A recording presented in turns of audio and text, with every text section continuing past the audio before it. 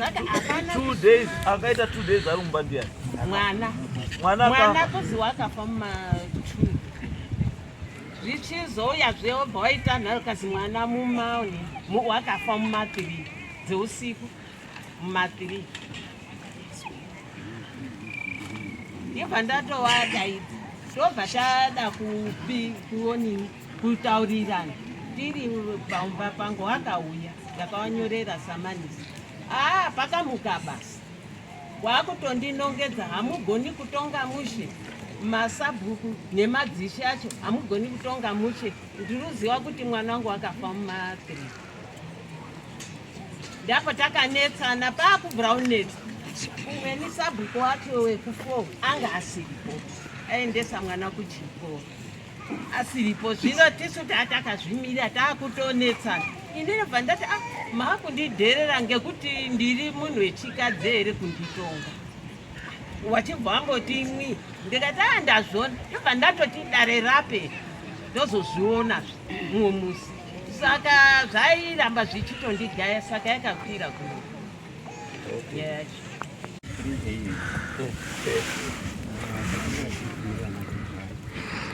kumapepa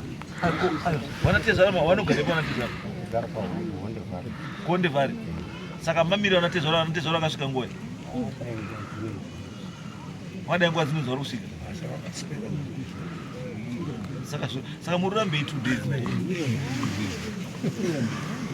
saka 2 days kutaura mururambei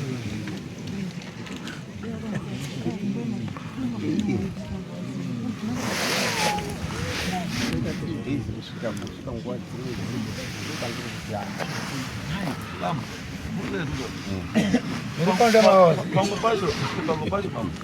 unonzwa isusu pacho vanhu kana tichiti 2 days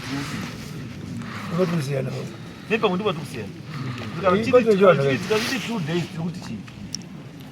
usiku hungani hwiri usiku hungani hwiri mwana akarara mumbangu usiku vingani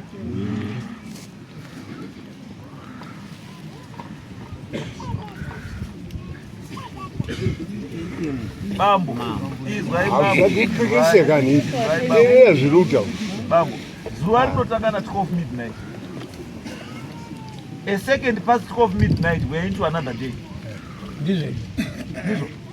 andizvo saka na 3 mama nema hours mangani mapinda mune rimwe mama nechi 3 hours andizvo then mama spend how many hours 21 more hours watapinda kuti 12 midnight tirezeri mazvizere chinonzi pachiwanhu munhu arara mpaka iri usiku hungani hwiri tirezani musanyepera usazwisisa zvinhu zvamunodii zvamunozwisisa kana paine mhosva iripo ii mhosva iripo hazvibvumirwi mamutasa kuti mwana munhu anobhodhi inorara mumba kangani kairi hazvibvumirwi mamutasa kuti kana guva racherwa rorara risina kuita sei risina munhu unless paita nyaya iri criminal yaenda before chi mainvestigations yes but pasina izvozvo itsika yedu kwamutasa kuti munhu akawigwa at the moment pano achingorara mumba akangorara mumba munhu following day anofanira kuita sei akazawigwa yamhosva kada paine nyaya yakadii imhosva the reason why muchiona munhu achinzi kana musati maredi musamutore kubva kuchipatara kumochari inyaya iyi munhu anozi ngaamirire mwana ari kubva South Africa munhu anoita 2 weeks asi ari pai kumochari achibva kumochari anouya wopinda mumba worara 1 night then that person goes woenda kunowiga mukasvika kuma3 kwamudaro uko mangwana acho makuseni anitototaura kana ma1 munomuwiga mukasamuwiga wausiku ungani izvatutaura kuti mimi eji yenyu imotaura kuti handisiuziyapo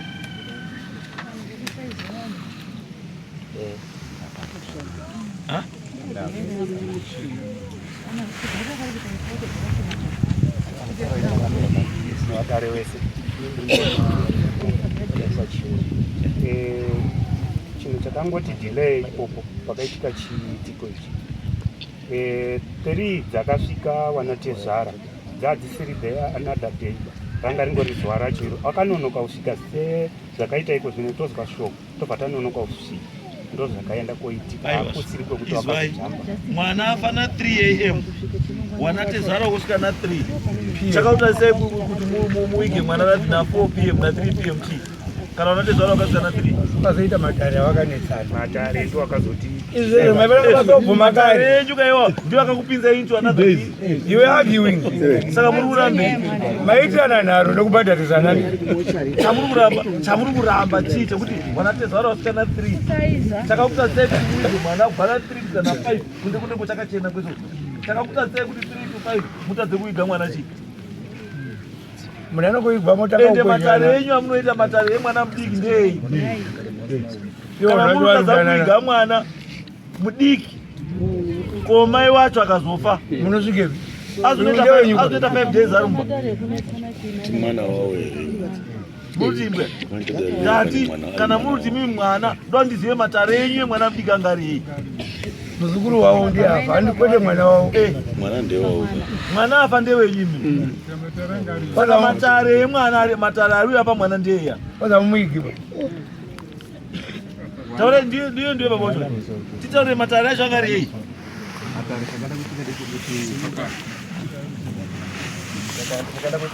pakauya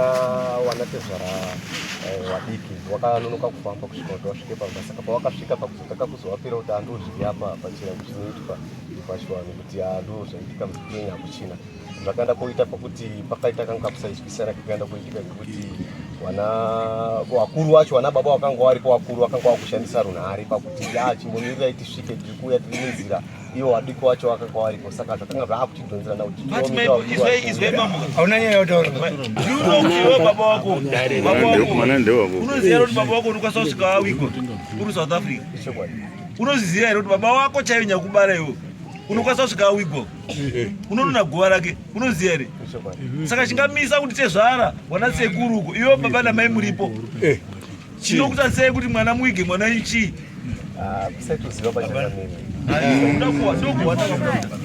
muda kuita kuda kunyepa nyepa apa murudherera aishe yenyu hapana nyaya iri apa iri very simple makadhererani murudherera aishe makadherera sabhuku ende nyaya yenyu iripo ndekuti makaita chinhu without police chi clearance mutemo ndeyekuti burial order pese panowiga munhu pauda chi burial order handiti makawiga munhu burial order hapana mowiga futi munhu mapurisa hapadi hapana handiti sabhuku hazivi ishe haazivi murubvisa rudzira pekuviga apa murubvisa dhora ichena sabhuku sabhuku anosumwa ne$5 ishe anosumwa ne$10 saka pamakapa dhora imimi dhora mamuda kuti rinosudamburirani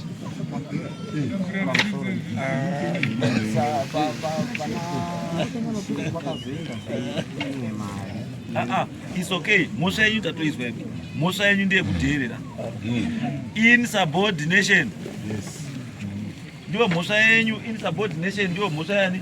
yenyu kudi kudheerera masabhuku kudheerera chi ishe ndo pane nyaya yenyu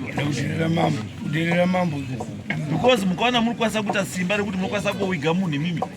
munzvimbo ina sabhuku sabhuku wacho asingazivi ishe wacho asingazivi pane kudheerera ungadarika ipo mapurisa chaivo chaivo nemutemo chaivo chaivo hawazivi muri mapostori here muri mapostori here api api acho united ipi United Apostolic Faith of God. Mkuru wenyu ndiani?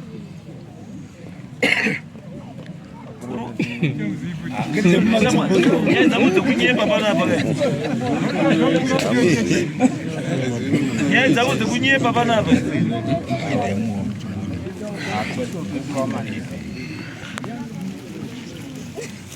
Uyu mandivhei angarubhaito angarusakubva ukuenda kusakubva zvimutsenda munasi kana mangwana. Kauta angarubhaito romanirana. Ndiye kave mandivhei. Saka mutora mandivhei wandinoziva ari kumusangano ndikuziva vane machechi musakubva nhasi mubhaito unechiwo. Kuti handizivi. Saka usaninyepere unaninyepa utazopinda. Iwe haupindi postori iyo. Haupindi chechi iyo usanyepe. Haupindi chechi iyo iwe usanyepe. Iwe uri mukorokoza iwe usanyepe haupindi chechi iyo. Notenda mambo wangu. Hatidi vanhu vanonyepa. Vanhu vanonyepa hatidi chimbobhiripi zimbonipo chokwadi chiripo tongotaura zviripo toona kuti nyaya yenyu iripo ndekuti makadherera ishe ndo chichemo chaishe nasambo makavadherera chipaiwo ishe munombomutsvagira wakahukambusiwe kuti ache sabhuku momupa wakagutungu kake asi misumo yawo yamaifanira kuwasuma $10 yake ishe mupei nembudzi yake sabhuku mupei jongwe rake ne$5 yake.